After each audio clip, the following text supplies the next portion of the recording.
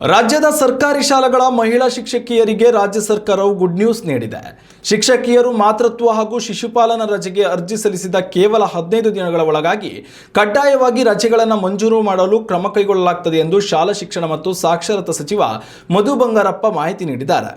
BJP ಸದಸ್ಯ ವೈ.ಎಂ. ಸತೀಶ್ ಅವರು ವಿಧಾನ ಪರಿಷತ್ನಲ್ಲಿ ಈ ಸಂಬಂಧ ಪ್ರಶ್ನೆ ಕೇಳಿದರು. ಮಹಿಳಾ ಶಿಕ್ಷಕಿಯರು ಮಾತೃತ್ವ ರಜೆಯೊಂದಿಗೆ ಶಿಶುಪಾಲನಾ ರಜೆಯನ್ನು ಸಂಯೋಜಿಸಿ ಬಳಸಿಕೊಳ್ಳಲು ಇಚ್ಛಿಸಿದಲ್ಲಿ ಅಥವಾ ಪ್ರತ್ಯೇಕವಾಗಿ ಅರ್ಜಿ ಸಲ್ಲಿಸಿದರೆ ಸಕ್ಷಮ ಪ್ರಾಧಿಕಾರವು 15 ದಿನಗಳ ಒಳಗಾಗಿ ರಜೆ ಮಂಜೂರು ಮಾಡಬೇಕು ಎಂದು ಹೇಳಿದ್ದಾರೆ.